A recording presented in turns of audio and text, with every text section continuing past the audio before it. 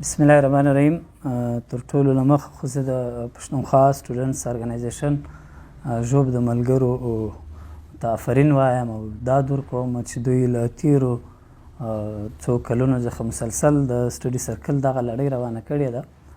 او په خصوصي توګه یې مننه کوم چې نن یې ماته په دې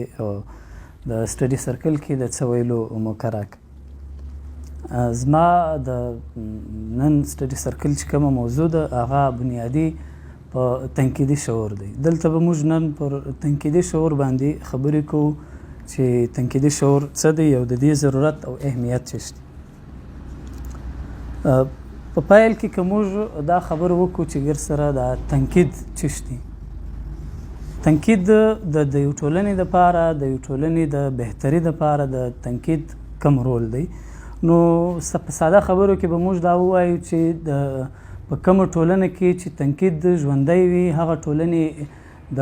هغو اوبو په څیر دي چې هغه رواني، یعنی کومې اوبه چې رواني هغه ته که ګندګي ورلوژي که کچره ورلوژي نو هغه یا داسې کوي چې هغه ګندګي له ځانه سره وړي او یا داسې دي چې هغه ګندګي چې کومه ده یا کاغذان چې کومې دي کچرې چې کومې دي هغه سایډ ته وړي او د اوبه په مخ ځي. او په کومو ټولنو کې چې تنقید نه وي هغه ټولنې د هغو اوبو په څیر دي چې یعنی ورباندې له کچرو ډک وي او نه صرف هغه اوبه متاثره وي او د هلته چې آس پاس کوم انسانان اوسي او یا له دې سره سره چې کومې درختې وي یا ګلان وي یا داسې خزندګان وي دغه ټول ورڅخه متاثره کېږي. تنقید بنیادي طور پر د عربي ژبې لفظ دی، دا له نقد څخه راوتلی دی. د نقد معنا ده چې کره او کوټه سره بیلول، یعنی په بل الفاظ کې د زر او ګلټ سره بیلول، دې ته تنقید وایي. بنیادي دا اصطلاح چې کومه ده دا د شاعرانه اصطلاح ده، په زیاتر دا په ادب کې ډیره استعمالیږي.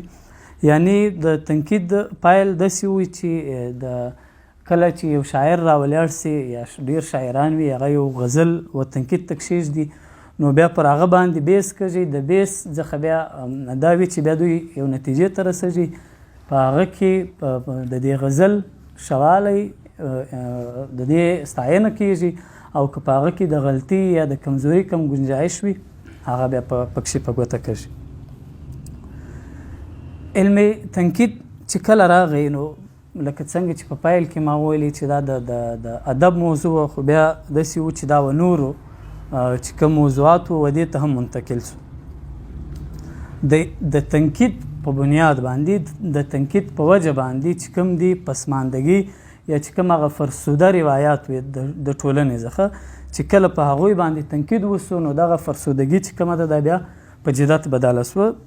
تاریخي طور پر خو نو تنقید داسې دی چې تنقید چې په ابتدا کې راغلی دی بلکې که اوس موږ ورته وګورو اوس هم تنقید په ډیره معنا باندې دا اگر سره ډیر خلک یو جرم ګڼي په ډیرو هغو کې، چې چونکې موږ په خپله په یو داسې ټولنه کې یو که ایون ته په چا باندې تنقید وکړې هغه تنقید دوی د تذلیل په معنا باندې ګڼي یا د تنقیص په معنا ګڼي. همداسې د تنقید په سټارټ کې چې راغی ډیره زیاته نکته چیني ورباندې وسوه، ډېرې زیاتې غټې هستیانې مثلا د دې تنقید په ضد کې راغې، چا سرونه ورکړل، څوک په دار سو. له موږ سره ډېر داسې مثالونه شته په تاریخ کې، لکه غټ مثال یې تورګردو له موږ سره د سقراط دی. سقراط چې کله د خپل وخت چې کوم د سیستم و هغه نظام و د چې هغه چیلنج کوي نو د هغه باندې بیا دته زهر ورکول سو. دغسې والټیر و چې خلکو په ډبرو مړ کوي او که موږ پسې راسو ګلیلو دی نه او تورګردو غټ مثال یې له موږ سره زموږ د پیغمبر دی. هغه چې څه ټایم دې دنیا ته راغی نو د موجوده چې کوم د هغه وخت قبایلي سټرکچر و یا قبایلي نظام و د هغه چیلنج کوي، په هغه باندې یې تنقید وکړي نو د هغه په ضد کې بیا څنګه سو چې دی بې کوره هم سو، د مهاجرت ژوند هم تر کوي او ډېرې ستړې ورباندې راغلي. اوس راځو دې ته عام طور پر دا خبره ډېره زیاته کېږي چې تنقیدي شعور ډېر زیات ضروري دی. موږ باید له تنقیدي شعور څخه کار واخلو. زموږ په سکولونو کې یا زموږ په ادارو کې د تنقیدي شعور کمی دی. اوس په سټارټ کې موږ دا خبره کوو چې تنقیدي شعور دی چې شعر سره ضروري څه دی او دا مطلب داسې شی دی چې هغه چې انسان پیدا سي دا له ده سره موجود وي او که دا داسې شی دی چې دا په معاشره کې زده کېږي. او که چیرې دا داسې شی دی چې هغه موږ زده کولی سو نو د هغه دپاره به کوم هغه اصول وي، کمې تقاضې به وي چې که چیرې هغه موږ اختیار کړو نو بیا موږ د تنقیدي شعور څخه استفاده کولی سو. موږ بېشکه په ژوند کې ډېرې زیاتې فیصلې کوو، هغه فیصلې کله ډېرې غټې فیصلې وي، کله وړې فیصلې وي. د هغه له شا ظاهره خبره د یو سوچ موجود وي، یو شعور موجود وي، خو ضروري نه ده چې هغه فیصله د خامخا د تنقیدي شعور په بنیاد کې راغلي. یعنی که زه یو تصویر تاسو ته کښېږدم، دا یوه محاوره ډېره مشهوره ده نه، مثلا یو سړی دی یعنی پر هغه شاخ کاټول په کم شاخ باندې چې ته ناست وي. اوس دا د یو سړی دی لکه دی په درخته ناست دی شاخ کاټوي، دی هغه شاخ کاټوي چې په کم شاخ باندې دی ناست دی. که څه هم دا عمل دی شعوري کوي صحیح سوه، خو دلته چې کوم دی دا شعور چې کوم دی دا تنقیدي شعور نه دی. لیا یو بل مثال که موږ دغه رنګه دغه ته نږدې یو مثال موږ بل وګورو چې مثلا یو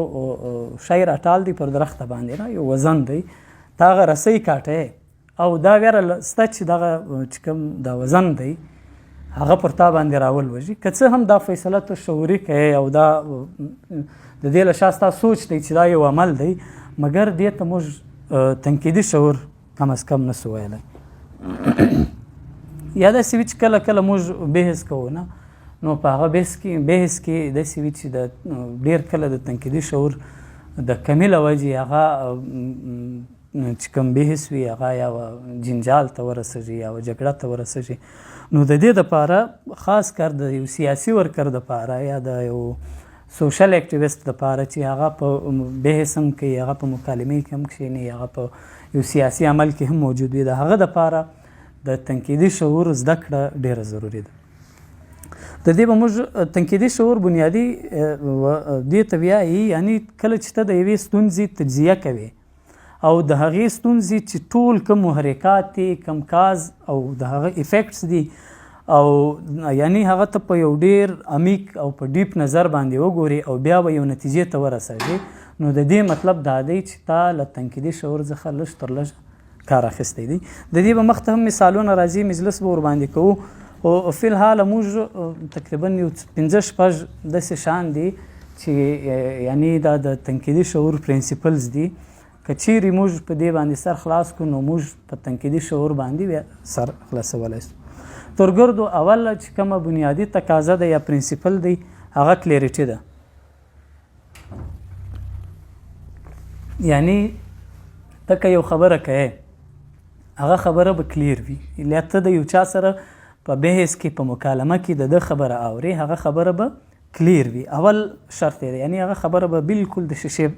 په رنګه صفا وي، واضح به وي، چې کوم دلیل ته وړاندې کوي هغه دلیل به مبهم نه وي، بالکل کلیر به وي، چې کوم سټیټمنټ ته ورکوي هغه سټیټمنټ به کلیر وي. دومه تقاضا چې کومه ده د تنقیدي شعور هغه داسې ده چې اکوریسي به پکښې وي، هغه خبره به کره وي، یعنی درست به وي، صحیح به وي. د دې مثال موږ داسې ورکولی سو، مثلا لکه زه دا ووایم چې دغه سټینډ چې کوم دی دا مثلا 15 کیلو دی، صحیح سوه. اوس دا یو سټیټمنټ دی، دا کلیر هم دی، صحیح سوه، او دا درست نه دی. کلیر خو دی دا صحیح سوه، خو دا درست نه دی. یعنی ته چې کوم سټیټمنټ ورکوې، کوم بیان ورکوې، هغه به کلیر هم وي او درست به هم وي، صحیح به هم وي. په 3 نمبر باندې بیا چې کوم دی 3 تقاضا د تنقیدي شعور پریسیژن ده. یعنی چې کوم سټیټمنټ ته ورکوې هغه به پریسایزډ وي، هغه به ډېر مختصر وي، هغه به ډېر جامع و معنی وي، یعنی کمپریهنسیو به وي، ټو دی پوینټ به وي. مثلا دغه جمله بیا په یو بل شکل کې موږ هغه کوو لکه زه ووایم چې دا سټینډ کافي وزني دی، او دا خبره کلیر ده، صحیح سوه، صحیح هم ده، په دې کې هیڅ ابهام نشته او اکوریسي هم پکښې ده، خو دا خبره پریسایزډ نه ده. که چیرې ته د دې وزن معلوموې نو د دې دپاره بیا باقاعده ته د دې مخصوص چې کوم وزن دی چې تر څو تا هغه نه وي معلوم کړی نو دا جمله چې کومه ده یا دا بیان چې کوم دی دا تر هغو پورې دا پریسایزډ نه دی. نو یعنی که د دې په 3 چې کوم ریکوایرمنټس دي د تنقیدي شعور هغه که چیرې ته دغه پوره کوې نو ستا په جمله کې به له کلیریټي او اکوریسي سره او اختصار هم موجود وي، پریسیژن به. په 4 نمبر باندې چې کوم هغه دی یعنی ته چې یو خبره کوې یو بیان کوې هغه به داسې وي چې ته به د هغه مختلف اړخونه ګرد ګورې، یعنی په له یوه اړخه به ته نه ورته ګورې. مثلا دا موبایل دی زه اخلم نه، اوس دا موبایل چې زه څه ټایم مارکیټ ته ورسم د دې موبایل به زه داسې نه دی چې بس دا موبایل دی ما وکتې بس داسې مې راواخیستې، د دې موبایل به زه د چارجینګ سیستم هم ګورم، د دې موبایل به زه چې کوم فنکشنز پکښې دی دغه به هم ګورم، د دې موبایل به زه کیمره هم ګورم، بیا به له هغه بعد زه دا فیصله کوم. نه ډېر کله موږ داسې وکړو چې موږ فیصله وکړو یا یو تجزیه وکړو په هغه کې داسې وي چې صرف موږ د هغې د مسلې به یوه اړخ ته وګورو، نور اړخونه راڅخه پاته سي، ځکه بیا هغه فیصله یا داسې وي چې هغه د جذباتو په بنیاد باندې وي او یا په هغه فیصله کې چې کوم وي مثبت اړخ او ګټه یې ډېره نه وي. 5م هغه باندې دی چې فیرنس دی، څه ټایم چې ته خبر کوې یا ته بیان کوې ته به چې کوم دی له هر قسم تعصب او له هغه څخه به ته فری یې. مثلا د دې مثال که موږ ورکو فیمینیزم یا عورت مارچ، مثلا دا تر اوسه پورې غټه ایشو ده د پاکستان او زموږ په ټولنه کې. موږ چې کله فیصله کوو پر عورت مارچ باندې یا په فیمینیزم باندې یا د دوی د حقوقو په بنیاد باندې موږ اکثره فیصله په دې صورت کې کوو، موږ د دوی ایشوز باندې د دوی په مسلو باندې موږ سر نه خلاصو، موږ هغه په فیصله به حیثیت مرد کوو. نو دا انصاف نه دی چې ترڅو یا په کور کې داسې هغه دی نه، په کور کې مثلا که زموږ خویندې دي زموږ میندې دي هغه دي، نو چې ترڅو پورې تا د دوی په ایشوز باندې سر نه وي خلاص کړی، د دوی په مسلو باندې تا سر نه وي خلاص کړی، بیا ته په هغه ټایم کې فیصله وکړې نو هغه فیصله بیا پر انصاف باندې مبني نه وي، ځکه په هغه کې چې کوم دی یو قسم عصبیت موجود دی، تعصب موجود دی. یعنی فیرنس یا انصاف پسندي چې ورته ویل کېږي، انصاف پسندي په دې تنقیدي شعور دپاره ډېره ضروري ده. او په 6م تقاضا چې کومه ده یا پرنسپل چې کوم دی هغه ډېر ضروري هغه دی، هغه دا دی چې ته به انبایسډ یې، ته چې کومه خبره کوې کومه تجزیه کوې هغه خبره به ستا له تعصب څخه پاکه وي، یعنی څنګه له علاقایي تعصب څخه به هم ستا خبره پاک وي په یو معنا باندې، او له ستا د قبیلې چې کوم تعصب دی ته به له هغه څخه هم راوځې بیا به خبره کوې، یا ستا د شار چې کوم تعصب دی یا ایون ستا چې کوم نرګاړه یو هغه دی فکر دی نه، نو چې ترڅو پورې له دې څخه ته نه یې راوتلی نو بیا ستا په فیصله چې کومه ده هغه بالکل کلیر نه وي او هغه د تنقیدي شعور په چې کوم لوازمات یا تقاضي دي په هغه باندې نه وي پوره. مثلا ډېر کله له دې دا که څه هم مشکل کار دی چې ته چې څونه هم ستا تعصبات دي هغه که څه هم ډېر مشکل کار دی چې هغه ته ټوټل پرېږدي او له هغه څخه راوځي، خو ترڅو نهاده چې مطلب انسان کوشش وکړي، ځکه چې فیصله یا تجزیه چې څونه زیاته له تعصباتو څخه خالي وي هغه فیصله کې بیا هغه ګټوره هم وي او د هغه اثرات هم ډېر زیات مثبت وي. مثلا که زه دلته ناست یم، زه زما چې کوم تعصبات دي، مثلا زه کاکړ یم، صحیح شوه، زه د ژوب یم، د جنوبي پښتونخوا یم نه، اوس که زه یو فیصله په دې هغه باندې وکم چې دا تعصبات زه راسره کم، بیا زه په یو شي باندې تجزیه وکم، شاید هغه تجزیه له هغې بلې تجزیې ډېره مختلف وي کومه چې زه بغیر له تعصبات لرې کم او بیا یو فیصله وکم. نو د تنقیدي شعور دپاره چې کوم دی انبایسډ دا یو ډېر ضروري تقاضا ده د تنقیدي شعور دپاره. دا تقریبا دا 5-6 هغه اصول دي چې د تنقیدي شعور دپاره ډېر زیات ضروري دي. لکه اول چې موږ هغه وکړي، اول چې کوم دی ستا بیان به کلیر وي، صحیح شو، هغه به مبهم نه وي، ستا دلیل چې کوم دی هغه به ډېر واضح وي، او په دوم هغه باندې دغه و چې دا به درست وي، اکوریسي به پکښې وي، صحیح به وي، پریسایزډ به وي، او په انصاف پسندي باندې به دا چې کوم ستا بیان دی دا به مبني وي، او تا به د دې ټول چې څونه اړخونه دي د دغو احاطه به کوي ستا دا بیان، او له تعصباتو څخه به دا خلاص وي. اوس په بظاهره که موږ ورته وګورو دا خو ډېر اسانه کار دی، صحیح ده، یعنی په دې یو څوک هم اختلاف نشي کولای چې څوک خبره کوي او ظاهره خبره د هر څوک دغه کوي. خو کله چې بیا موږ دا په عمل کې راولو، کله چې موږ پر دې باندې غږیږو، نو بیا له موږ څخه دغه چې کوم اصول دي، دغه اصول اکثره له موږ څخه هیر سي. اچانک پر موږ باندې هغه تعصبات غالب سي، له کومو تعصباتو څخه چې موږ باید ځان وژغورو. د فریډم آف ایکسپریشن په نامه باندې مثلا موږ چې ځان ته کوم حقوق غواړو، هغه حقوق موږ په بحث کې په تجزیه کې موږ له بل چا څخه هغه حق واخو، یا مثلا کوم حقوق چې به حیثیت نر زه د ځان دپاره مناسب ګڼم، هغه زه زما د خور دپاره مناسب نه ګڼم. کم حیثیت چې به حیثیت مسلمان زه د ځان دپاره ګڼم، هغه که بیا د اقلیت یا د ماینارټیز خبره راسي، په هغه کې بیا زه هغه د دوی دپاره جایز نه ګڼم. یعنی که په هندوستان کې پر مسلمانانو باندې ظلم کېږي، چونکې هلته مسلمانان په اقلیت کې دي، نو بیا زه د هغه خلاف راوځم. مګر که چیرې زه د له ماینارټي سره یا له اقلیت سره یو داسې د دوی یا ایکسپلایټیشن کوم یا یو داسې سلوک ورسره کوم چې هغه نامناسب وي، هغه بالکل زه محسوسوم هم نه. اوس راځو دې ته چې له دې څخه موږ ځان څنګه ژغورلی سو. یعنی موږ دا موږ ته خو معلوم سو، اوس به دا موږ په عمل کې څنګه راولو. صحیح سوه. د دې دپاره د افلاطون یو تمثیل دی، یو ډېر بهترین تمثیل دی، الیګوري آف د کیو. په هغه کې دی دا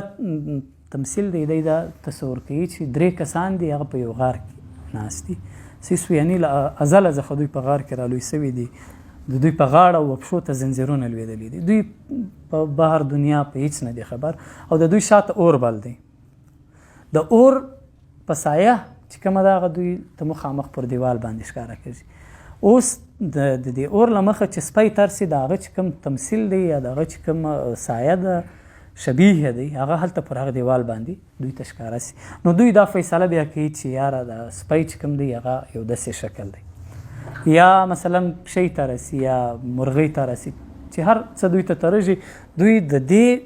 چې کومه سایه هلته دوی ته ښکاره کېږي یا کوم شبیه دوی ته ښکاره کېږي، دوی د دې په بنیاد باندې هغه فیصله کوي. څه وخت بعد په دغو کې دا یو سړی چې کوم دی دا له زنځیرانو ازادېږي او هغه راځي دا ښار ته. دلته چې دی راسي، دلته حقایق بالکل بدل دي. کوم شان چې د سپی چې هلته دوی په سایه کې لیدلی و، دلته په حقیقت کې چې د ولیدی هغه ډېر بدل دی. مرغۍ د لیدلې وه مثلا دغسې یو شی و، بل داسې جانور و، بل هغه. نو دی چې راغی دلته ډېر هغه سو، بېرته چې هغو ملګرو ته ورغی، هغو ته یې وویلې چې یاره دا خو حقایق چې کوم دلته موږ وینو حقایق دا نه دي، دا د حقایقو یو بګړی وي شکل دی. حقایق له دې څخه خو دا دوه چې کوم د ملګري دي دا یې نه ورسره مني چې ته هلته ولاړې، ستا چې کوم دی ستا نظر خراب سو، ستا سترګې خرابې سوې. ډېر کله مثلا دلته هم موږ دا شی چې کوم زموږ هلکان دي، ځوانان دي، هغه لاړ سي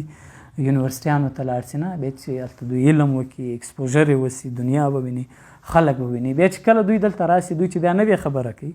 هغه نوې خبرې بیا ټولنه ته ډېره ناولده وي، بیا د هغه په بنیاد باندې په دوی باندې کله فتوا هم ورباندې لګېږي، کله داسې یو غلط افوا ورباندې یو قسم پیلاو سي. نو که چیرې مثلا د حقایق څوک ځان ته معلومول غواړي، نو د تنقیدي شعور تقاضا بیا دا هم ده چې هغه حقایق به ته پسې ګرځې، ته به ورته راوځې. یعنی هغه د چنګښ چې کومه دنیا ده چې په کوی کې دا ګرځېدله، د دې دا سوچو چې دا دنیا ده، نو د حقایقو دپاره به ته راوځې، ته به د هغه دپاره کوشش کوې، او دا چې کوم زنځیرونه ستا به غاړې ته لوېدلې دي، هغه زنځیرونه به ته ماتوې. نو بیا ته چې کوم دی به ودې ته بیا رسېدی سې چې تا د تنقیدي شعور چې کومې تقاضې دي په هغه باندې پوره سې. اوس دې ته راځو چې دا زنځیران، آیا دا زنځیران موږ ماتولی سو، او دا زنځیران دي څنګه، او دا موږ پزنو یې هم که دا زنځیران ګر سره موږ پزنو نه. نو اول هغه کې دا دی 3-4 شان به مطلب زه ستاسې په خدمت کې کښېږدم. یعنی که چیرې په یو ستونزه باندې ته غږېږې نه، او په هغه ستونزه کې ته ستا چې کوم تعصبات دي هغه ته ختم نه کړې، یعنی دا اوس په دې کې دا زنځیران چې کوم دي چې تا ته لوېدلي دي، هغه ستا تعصبات دي، هغه ستا د تعصب زنځیران دي. چې کومه تجزیه ته کوې، کومه فیصله ته کوې، نو په هغه کې که ستا تعصبات غالب سي پر تا باندې، نو یعنی تا له زنځیرانو څخه ځان نه کوي خلاص. نو د دې دپاره به بیا ته څه کوې، ته به بیا له دې تعصباتو څخه راوځې، ته به د هغې دپاره د حقیقت تلاش کوې، په حقیقت پسې به ګرځې. چې ته په حقیقت پسې وګرځې، تا ته حقایق معلوم سي، نو بیا ته له تعصباتو او له دې څخه راوتلی سي. مثلا عورت مارچ دی، په عورت مارچ باندې که چیرې ته خبره کوې، که ستا چې کوم د نرګاړه چې کوم یو نقطه نظر دی نه، که ته له دې څخه نه راووځې،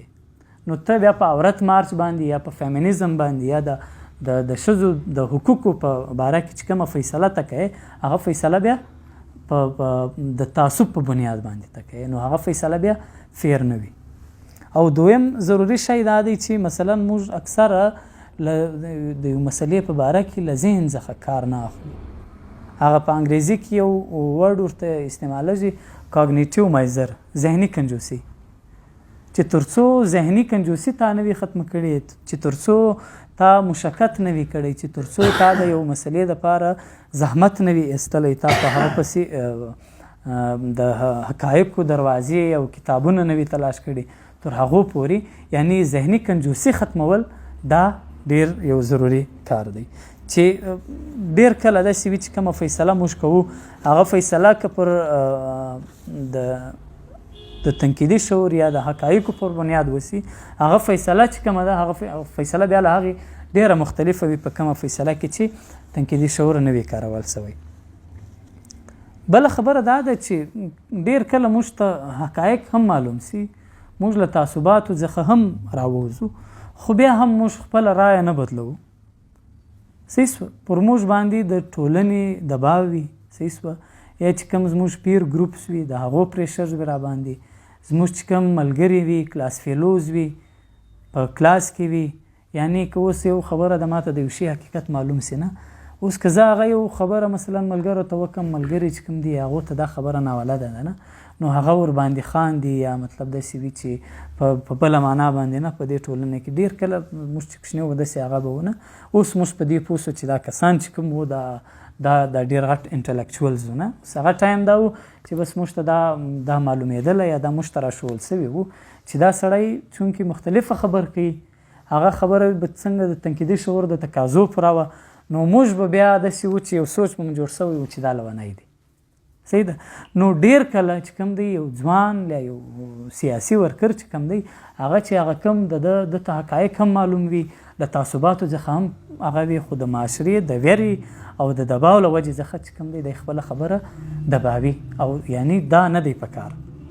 ته به چې کوم ستا خبره ده، ته به د هغې د جدوجهد دپاره او هغه به پر مخ وړې، د هغه دپاره به چې کومه دا ویره ده،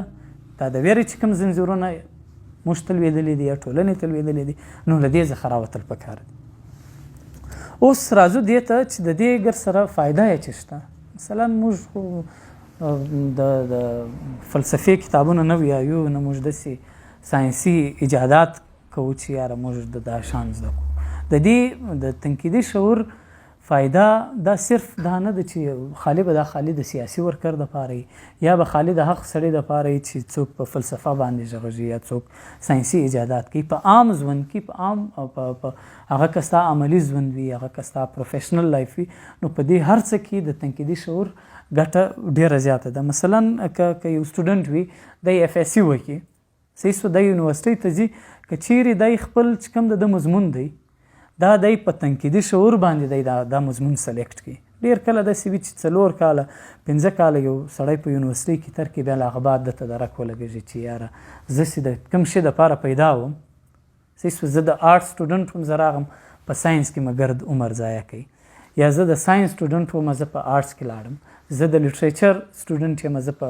انجینرینګ کې روان یم نه. نو که چیرې